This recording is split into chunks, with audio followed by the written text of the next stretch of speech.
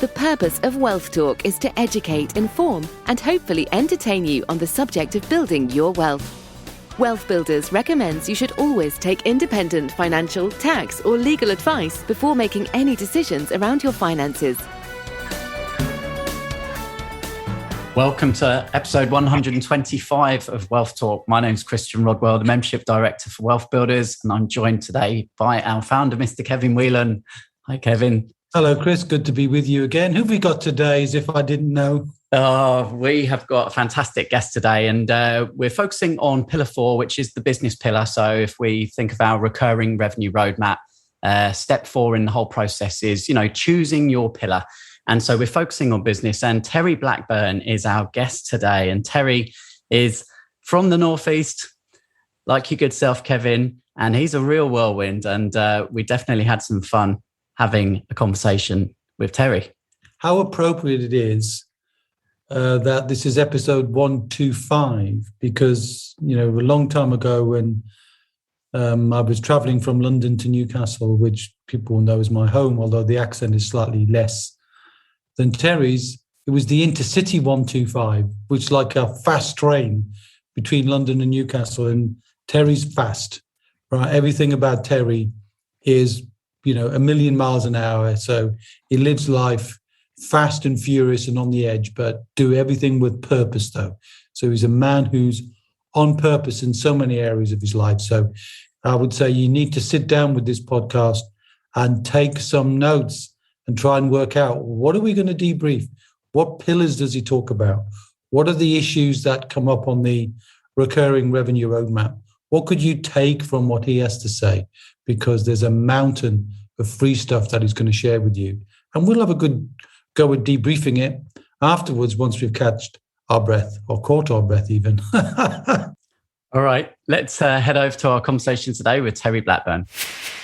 Terry, very warm welcome to Wealth Talk today.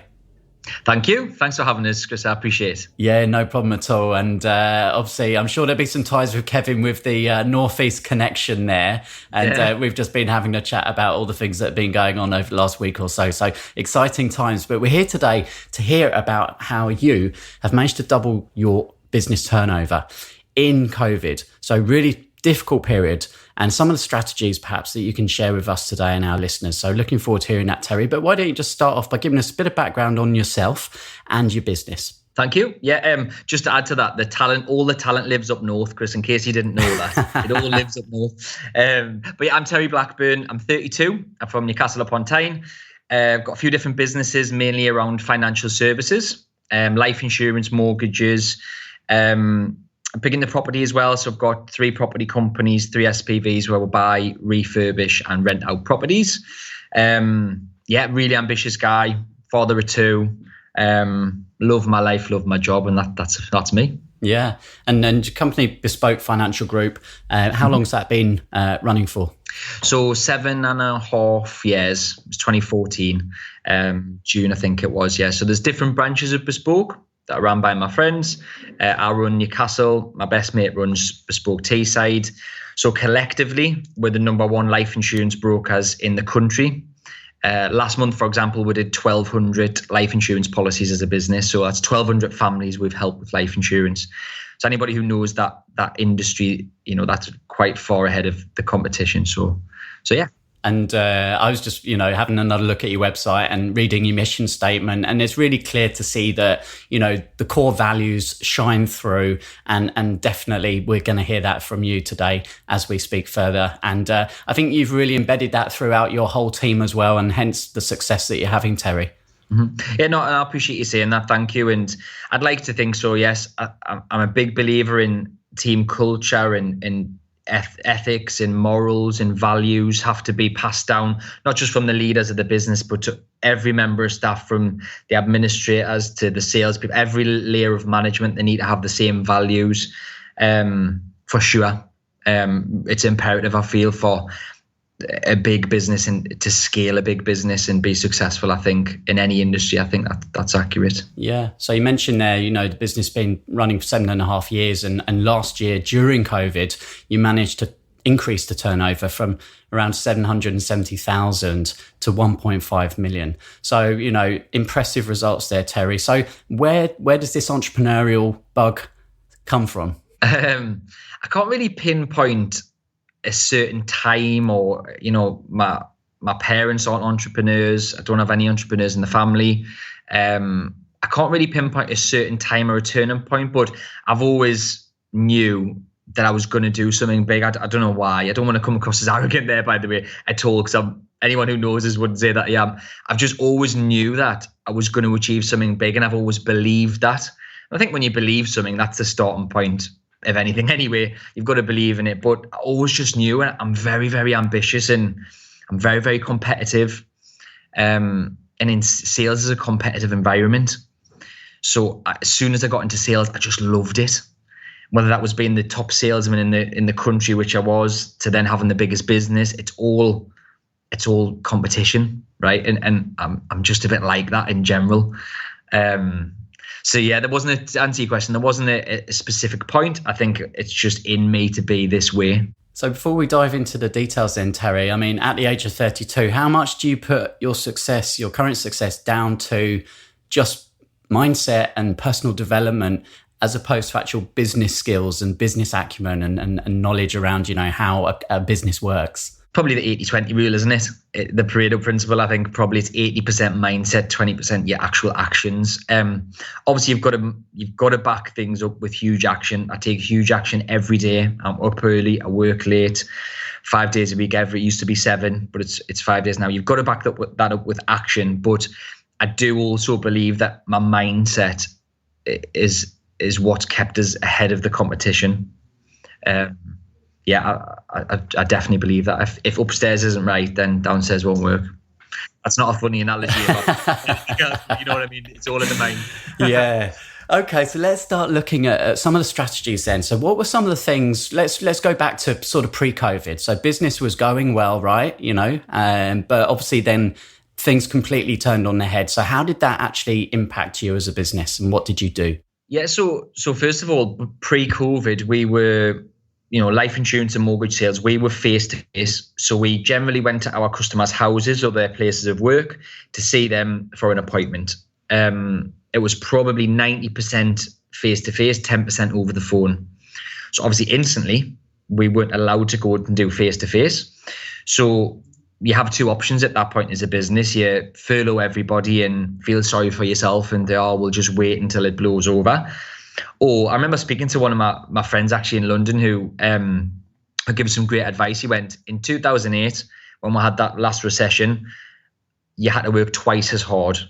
And it was something along those lines. I had this conversation. I just remember sitting in my living room thinking, right, well, I'm going to work 3 times as hard as I've ever worked.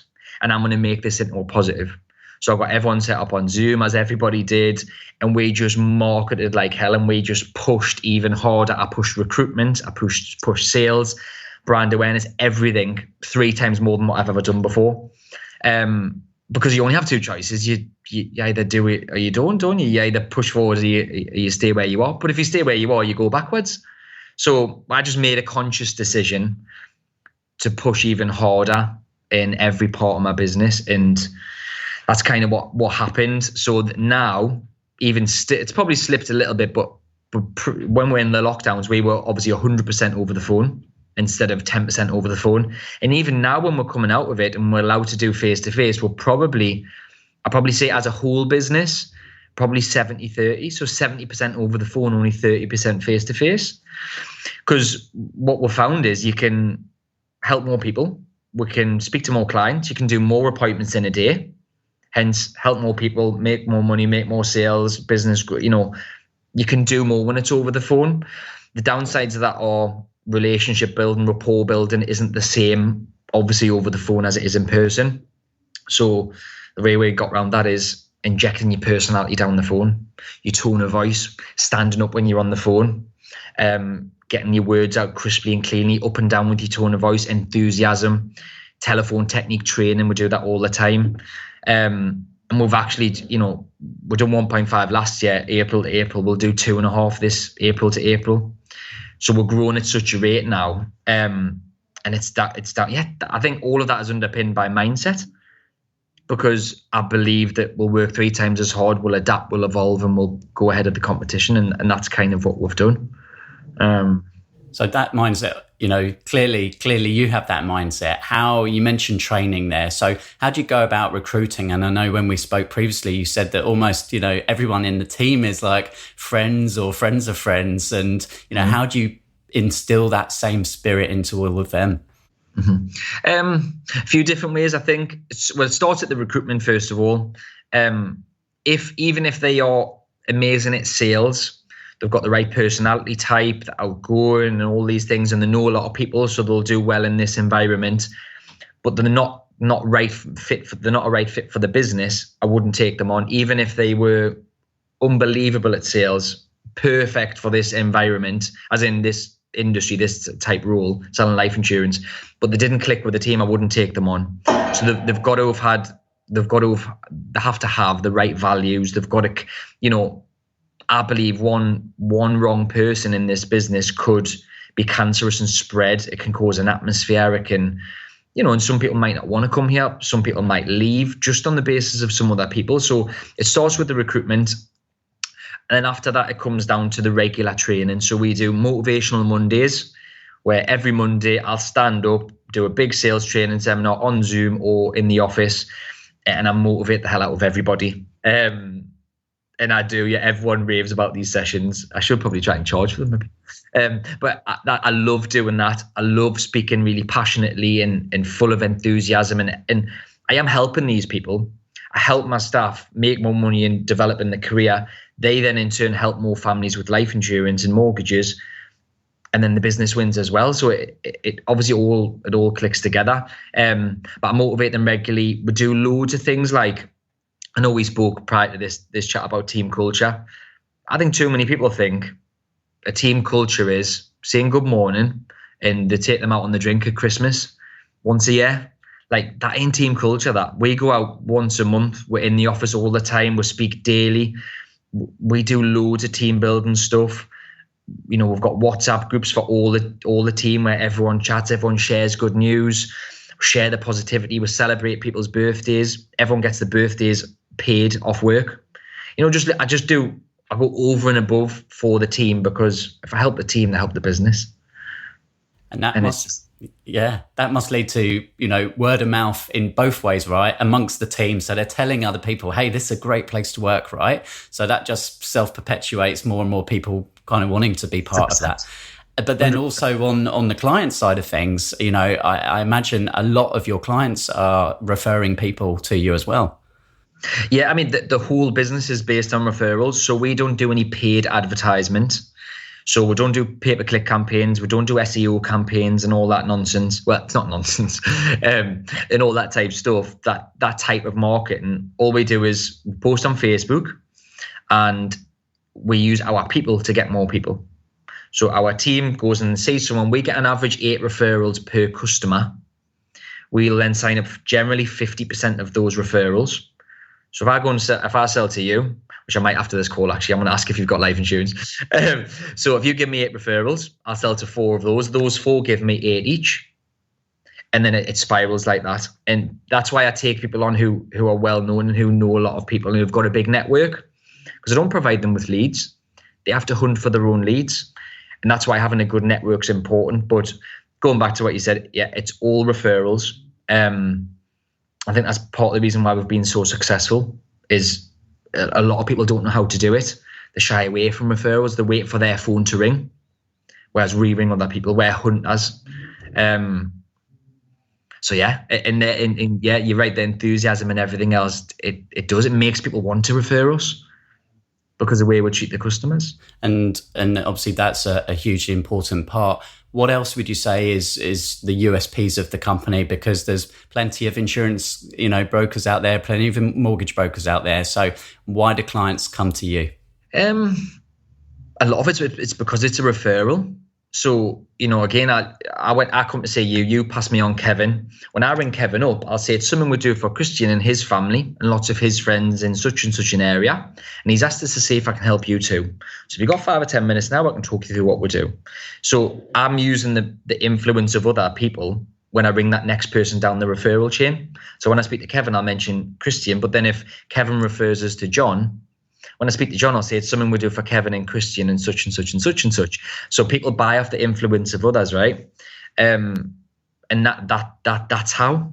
And on your website, you've got hundreds of reviews, and reading through them, they're always mentioning personal names of the people they've spoken to. So I imagine at the end of every call, you're asking as well, can you leave a review if you've had a good experience? And again, that's just really putting out the social proof, isn't it? Definitely. I think reviews are key these days. People will look you up on Google, on Facebook. They will. It's an educated marketplace now. It's not the days where people just walk down the street and walk into the mortgage brokers on the high street anymore. I truly believe those days are gone. I believe people will ask their friends for a recommendation. Who did you use for your mortgage or your life insurance? Or they'll see some review, or they'll check you out on Facebook, or they'll use that search bar on Facebook, Life Insurance Brokers Newcastle, or whatever it may be. Reviews are key. People are key. Just like a bad review probably is what do they say? A negative review is 10 times more powerful than a positive, I think they say. But yeah, reviews are key, man. The key. Yeah. And how many members have you got in the team at the moment, Terry? Sales staff. Just in the Newcastle office, we have 33. Collectively across the whole of Bespoke, there's 120-ish. Changes all the time, obviously, because we're recruiting like mad. I've got about 9 people doing training at the moment to join just the Newcastle branch. That's another key to the success. It's never ending recruitment.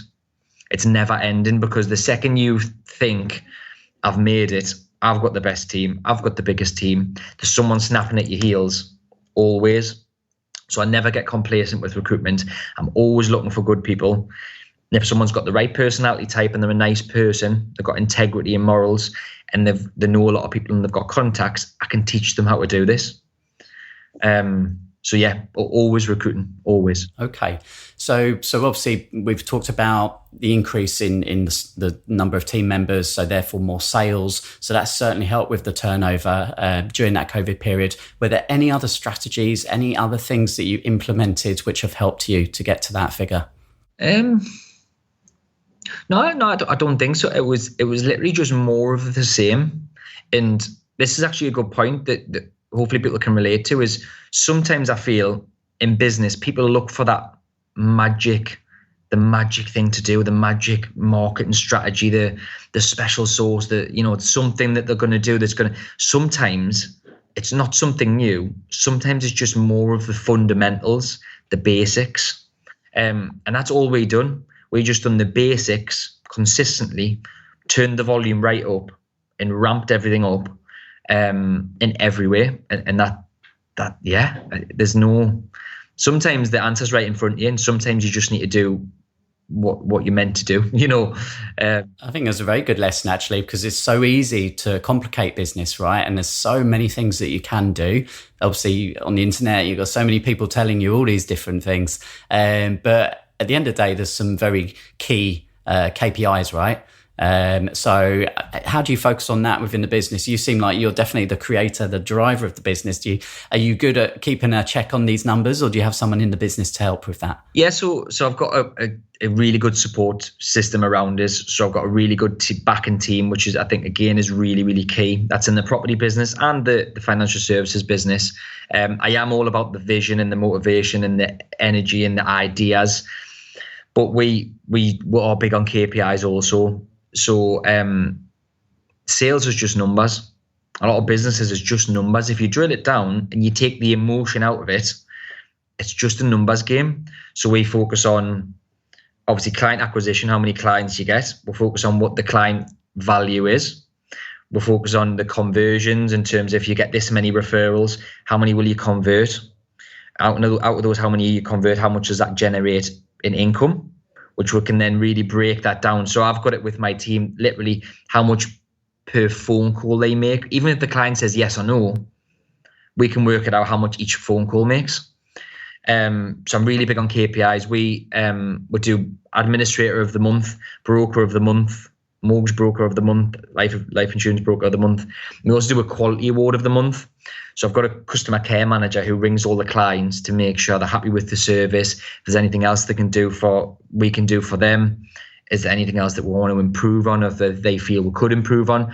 So I've incentivized them on sales figures, but also on quality, which is a KPI. I am big on KPIs. I certainly don't confess to being numbers, one of these whizzes on numbers. I know me numbers.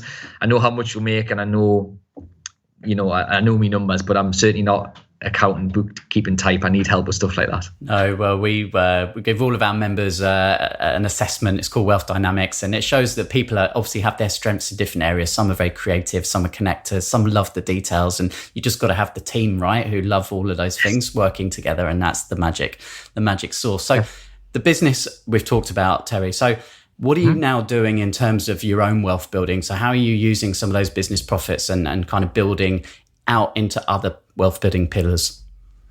So mainly property. So there's 3 SPVs that I've got. I think just under 40 units I've got at the moment. So I do an intercompany loan from Bespoke into the SPVs to fund the purchases.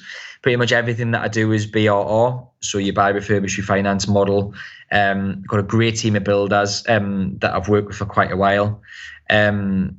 So it's all about property for me. I love property. I'm just as passionate for property as I am for life insurance. Again, that going back to KPIs, that is a complete KPI numbers game, property, which far too many people miss. There's too much emotion in property. They view a property and think, oh, it's lovely. It would rent really well, this. That doesn't, stop getting tied to it. And then they overbid, they overpay for stuff. All this craziness that's going on right now. Bidding wars, stuff going for huge amounts, over asking. It's just pure numbers property. Let the numbers guide you. Focus on a yield or a return that you want, and that's it. But to answer your question, it's all property. Love property, and I believe that I'm going to go on to big things in property. Yeah. Yeah, well, I think one of our previous guests on episode 90, we had Ryan Luke, and Ryan lives not too far away from you, I believe. And the title of that episode was Adopting a 1,000 Property Mindset. And again, I know that we were chatting previously, and you said, start off small. You have the vision initially, right? 10 properties, $3,000 a month, and you're pushing that now. So I guess your vision is expanding towards that 1,000 property mindset, right? Yeah, 100%. I think a lot of, like we spoke the other day, a lot of people, it's 10 properties initially, isn't it? Right. And that's great. And that's anybody who gets to that, fair play to them. That's still a big target and a good thing to do for you and your family. To get to 10 properties is an achievement. But when you get there, it's like, right, what next? 20, then what next? And then all of a sudden your goals change, and your perception of everything change. Your perception of what you can achieve changes. It becomes almost a little bit of a game if it's not too much about financials. So I'm just really ambitious, mate. So I'm thinking, right, well, my target is 100 properties by age 35. That's 3 years. I'll do that. But now I'm starting to look further and think, right, well, 45, I want 1,000. But I know for an absolute fact, when I'm 40 something, I'll be thinking, right, what's next? And there'll be I just have to keep moving the ball, mate, because progression is happiness, and it keeps you. What else are you going to do? Like, you need something to do, don't you? Absolutely, yeah.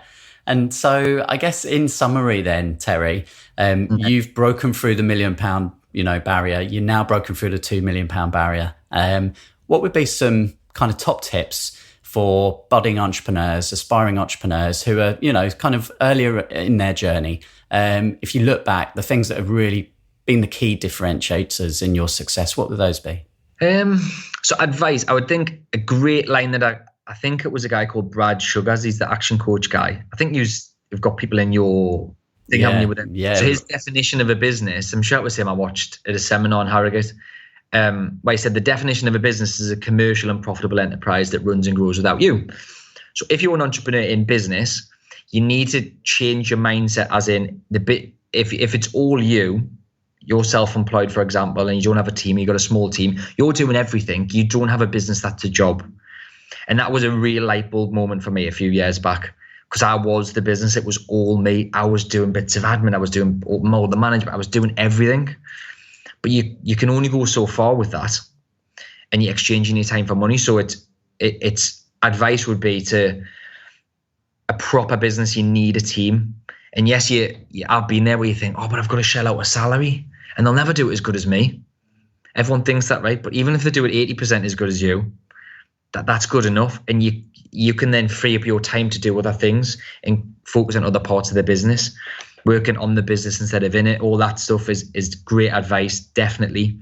Other advice, if you've got a team, I think that a huge turning point in my business was culture, was just getting this culture right. Last year was definitely a turning point. Lockdown was a turning point when I decided to work more, have more interaction with the team, have more Zoom meetings and all these type things. So team culture is so important, because you can have a huge business and it can be like a deck of cards if the foundations aren't right and there's the wrong people in the wrong positions, the wrong bums on seats, it can all fall. So team culture will be a big one, and goals as well. I know it's a simple concept, right? Everyone writes goals at New Year's Eve, for New Year's resolutions, but nobody really sticks to them. Goals aren't just once a year; they should be all the time. Stick them up on I've got affirmation cards all over my house. My mates think I'm like mental, and there's like just quotes everywhere. I can't escape it. It's on my laptop, my phone, my office, my home office here. That it's everywhere, and I'm a bit obsessed with it. I do think you're hardwired for success. Yeah, I just can't escape it. Every single day, bar none, I listen to audio, I read, I write down my goals, write down my affirmations. It's my life.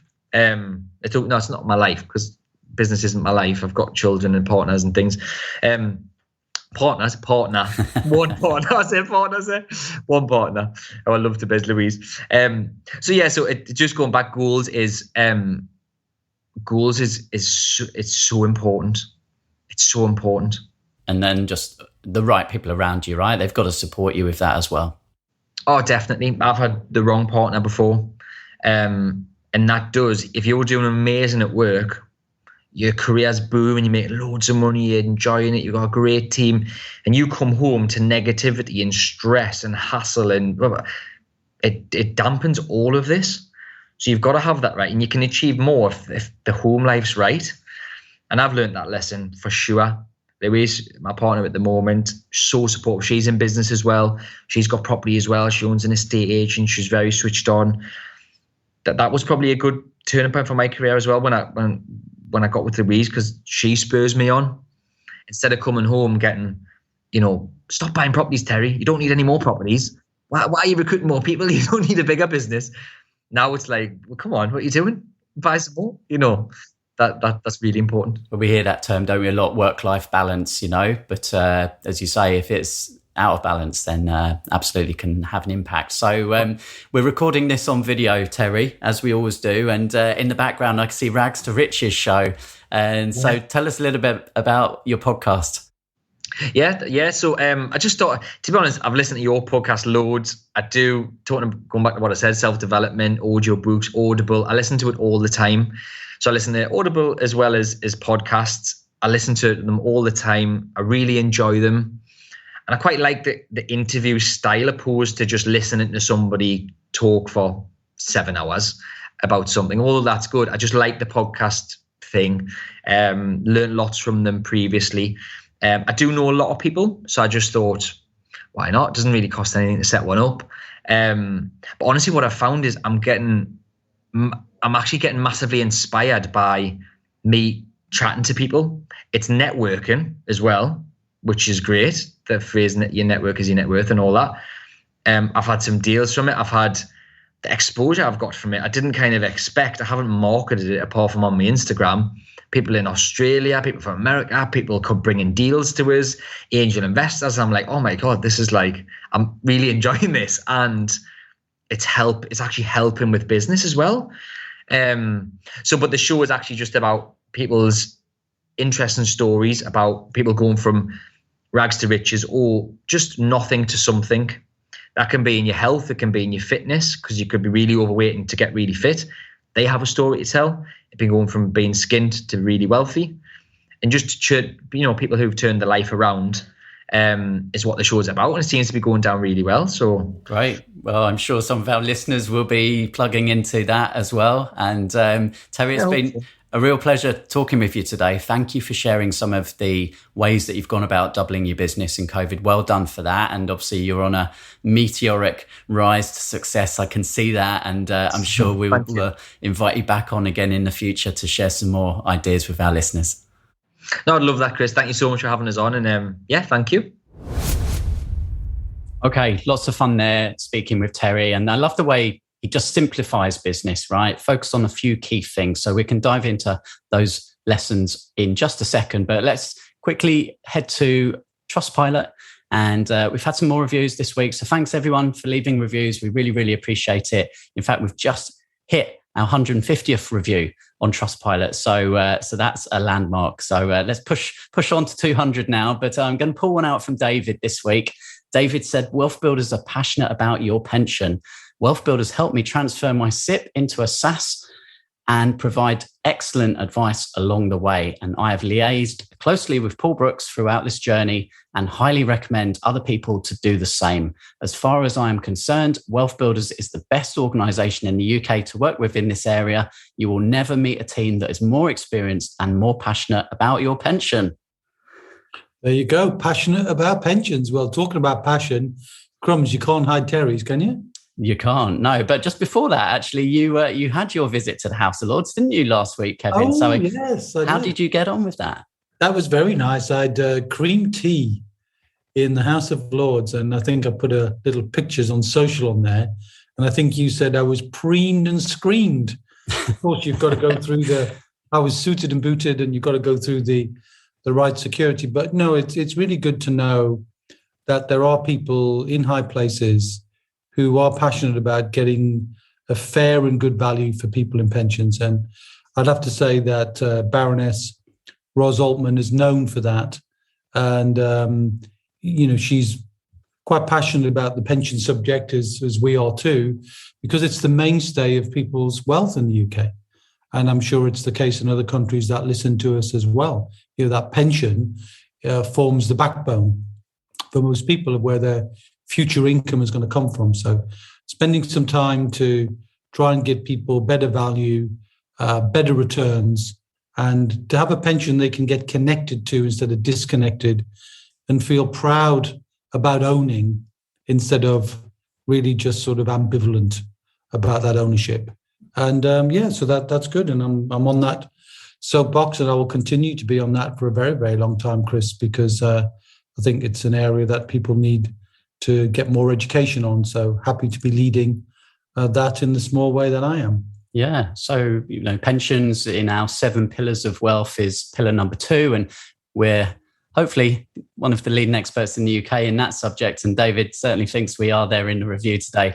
And we've got 7 pillars. And I think it's just worth for new listeners, because we're getting lots of new listeners every week. We're, I think, 125,000 downloads on the podcast, well over 100 countries now. So for any new listeners, I definitely would direct you back to episode number 1 and the first sort of few episodes where we really lay the foundations of the whole wealth building process. And that would be very useful for you to listen to if you haven't checked those out already. Yeah, good reminder from time to time, because we're so used to it, aren't we, Chris, that we use the language and take that language for granted, which is why we like to do a debrief, because, certainly, Terry started off at, that first point on the recurring revenue roadmap, demonstrating the importance of mindset.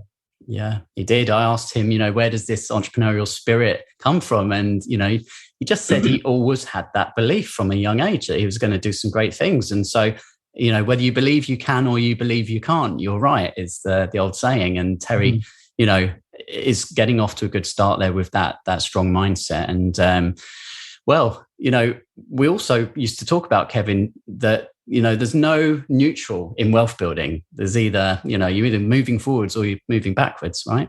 Yeah. So, there's nothing about neutral here. You don't go anywhere in neutral. You either got your foot on the brake, and a lot of people took the COVID opportunity to apply the brake and let's wait and see. And waiting and seeing is never a good strategy.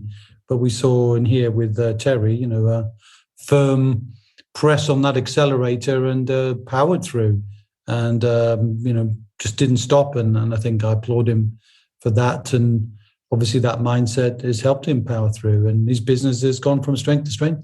Yeah. So during that period, obviously he's doubled his turnover from 770,000 to 1.5 million. And some of the key things that Terry did during that time, and it was very clear that one of the strengths of the business is the team. In fact, I would say, it's all built around the team and getting the right culture. And you hear the terms of culture and vision, but they are important. And you can see the difference there when you have everyone really on board with the mission of the business and, enjoying the place that they're working. And that's certainly something that Terry has instilled from the top, from the leadership level down. Yeah, I think, he said loud and clear in many different ways. In fact, if you were to listen again, that he'd rather have people who are the right fit than people with the right skills but the wrong fit, which actually is a bit of a reflection of what we're doing in the Wealth Builder business in our own team. And for those who are interested in following our journey and what we're doing there, it's similar in some respects to how Terry's dealing with his, which is the importance of creating culture. And we're following a system that we call the EOS, or the Entrepreneurial Operating System, which is just a way of thinking, come out of a book called Traction by Gino Wickman. And it's really helped us, Chris, to focus on creating our core values, which we'll be resharing with our team later on this month, in fact, on Away Day. And also, our core principles, what we're trying to achieve, who we're trying to achieve it for, all of these good things. And what makes us unique. There's lots of things that this book, I would recommend you get a copy if you're in business. And I think intuitively, though, Terry seems to have embraced some of those things, whether he's read the book or not. Yeah. And some other really sort of fundamental aspects is building the business around referrals. And that's working incredibly well. And it was interesting to hear the stats that there's 8 referrals per customer and 50% of those become clients. And that's really strong, right? And I think Terry can definitely teach something about how to build referrals into your business there, because, that's impressive. Yeah, I mean, if you look at any business, it has to operate very strongly in a niche. We talk about that in Wealth Builders, and he's got a very strong niche, which is the protection of family. And his methodology is to do that through the use of referrals. And he's got a whole training process that he engages to help people to do that, and says that most other businesses singularly fail to do that. They're relying on external marketing rather than every client essentially coming from a referral, and potentially even a referral from every client. That's how strong the culture is built, not just within the team, but within the client bank themselves. So that's a great niche to have, selling and arranging protection and doing so on the basis of referrals. That's an incredibly strong niche. And I think he can demonstrate that his business is outstanding in that field, not just in terms of statistics, but also in terms of how he comes across, and how it seems to me, even though I've not been in his business personally, and will very much look forward to one day going up to spend some time with him in his business to see this culture come to life and see the real people doing it in the way that he teaches. Yeah. And again, just on the team side of things, he talked about incentivizing the team. So member of the months, obviously having fun, sharing, having birthdays off, all those good things. So, I think that oozes through when you have that culture inside the company to people wanting to do business with you. And then we looked at the figures, the numbers, because obviously, as Terry said, business is a numbers game. And property, he was very particular, wasn't he, about the property, which is obviously pillar number 4. And those people who buy property will often, at the beginning of their journey, buy on emotion rather than buying on the core numbers. So he was very clear on that. Business is about numbers, and not exclusively. It's not at the cost of anything else, but you've got to know your numbers. Mind you, and we have to pull up Terry for a thing there, because he did say he had partners, plural. But he couldn't quite count the numbers of life partners he had. So I think we need to have a little joke at his expense on that one. Better not be sharing this podcast with his other half there. So and we know through Wealth Dynamics, right? Again, Wealth Dynamics is one of the starting points of our roadmap, is knowing yourself. What's your entrepreneurial profile? And some people, the numbers is not an area that they enjoy doing or that they're particularly good at. So, wealth building business is all about collaboration. You can't do it by yourself, or if you can, but it's going to be a long, slow, hard journey. Yeah, that's right. I definitely feel it's so clear from what we do inside WealthBuilders. If you look at those reviews, you'll see the word community come up time and time and time again. And that community builds the very essence of an enjoyable journey, a journey of personal transformation, so that you get stronger, you get better, as well as the results get better by doing so in a community, not in a DIY environment, which is how so many people build their wealth by trial and error and or Googling their way to apparent success, which is definitely not the right way, at least not in our view, right, Chris? Yeah. So, I think a lot of parallels really with Terry's journey there and how he's approached business. And again, comes back to mindset, right? During COVID, we all had the same difficult period. Obviously, some was harder for others, but it's how you react to that, and that's the difference. And we've seen that within our own wealth building community. Those people that have really excelled over the last 12 months as well, and many of those we've had on the podcast as our member spotlights, and many more to come. Yeah, and the other thing that I would pick up, Chris, is that business is an asset, and it's an asset that fits within the 7 pillars at number 5. But you could see also, though, that Terry was building wealth from the profits in his business. If you heard him say, I lend money from my business to an SPV. And now an SPV, for those who don't know, is a special purpose vehicle. It's like creating a separate company with the objective of achieving something in property. So that's what an SPV is. So he's lending money from his company that is making profit in a business to create a separate business, almost a separate entity, an SPV, which he then uses to buy and accumulate a portfolio of property, which really means then he's using his business as a vehicle to build another wealth building pillar, which is the pillar of property. And you could see that he's also just as focused in terms of numbers on getting to a figure of, I think it was 100 properties. By the age of 35. Yeah. Right. Okay. No, that's absolutely fine. What a laudable thing to do, to be clear about that and have the mindset to know you can achieve it. Whereas somebody else might be happy with 3 or 4 or 5 or 10. And that's fine. We're not saying you should have an aspiration of 100 properties by any age. If that's within your capability and that will help you do what you want to do and help you get to where you want to achieve for your own financial independence, then that's fine. And actually, there was somebody, his compatriot, not quite, but also a local guy, wasn't there, who had 1,000 property mindset. And I think you mentioned that. Ryan Luke, that's right, episode 90. So I'll definitely link to that in today's show notes. So anyone listening can check that one out after this episode. And there's another pillar that Terry is now moving towards. So, the pillar of IP, which is obviously creating digital assets. So his podcast now, which is, building up connections, and that's leading to more business. And those podcasts are going to be out there now forever, working for him 24 hours a day. So, there's no stopping young Terry.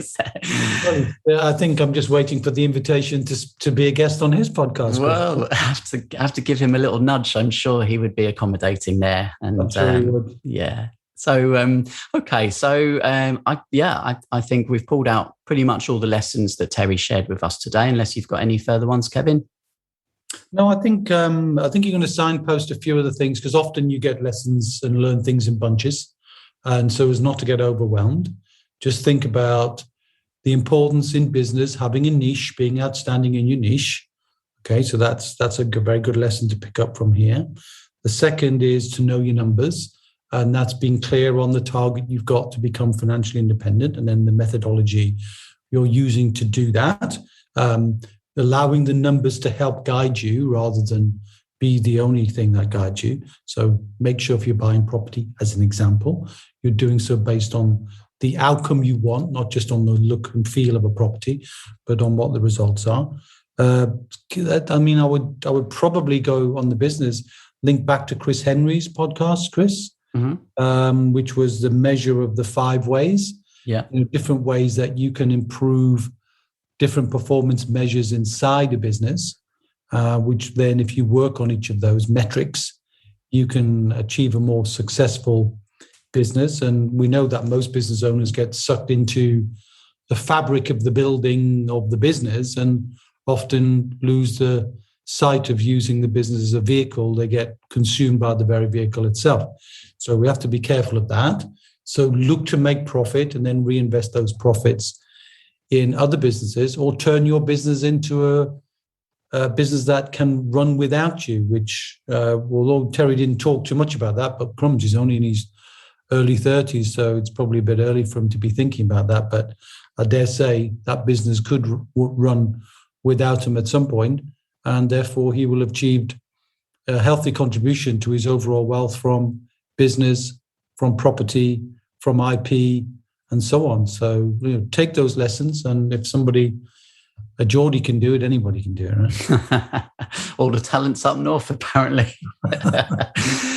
So we in the water up there, I think, Chris. Yeah. We hope you enjoyed listening today. And if you're not already connected to us, then do join us in our Wealth Builders community on Facebook. And you can head to Facebook, search for Wealth Builders, or just join as a free member. Head to wealthbuilders.co.uk/membership, and we'll see you there. Yeah, you've got nothing to lose by becoming a free member. I mean, we do want you to participate. We do want you to engage with us. And that's the whole point. We said about community, and we're determined to help you get involved. If you're a DIYer or you just like to stay on the sidelines, then probably we're not the right place for you, because we like to participate. I wish my football team were participating more at a higher level, Chris. Don't worry. The water, they're not drinking the water up there. The team aren't anyway. So my football team aren't doing so well, but they've got some money now, right? So I'm happy about that. Don't you worry. I'm sure things will be different in the near future. Yeah. So, and again, if you enjoyed this episode, if you think there's anybody else who might enjoy it, then hit share. If you want to help us out, if you're enjoying it, then hit share, and we will get more people listening, more people downloading, more people building their wealth. And that means more impact in the world. And that's the key. Mm-hmm. All right. Well said, Chris. Well said. All right. So we'll catch you all same time, same place next week. Mm-hmm. And until then, my friend, see ya. We hope you enjoyed today's episode. Don't forget that we are constantly updating our resources inside the Wealth Builders membership site to help you create, build, and protect your wealth. Head over to wealthbuilders.co.uk/membership right now for free access. That's wealthbuilders.co.uk/membership.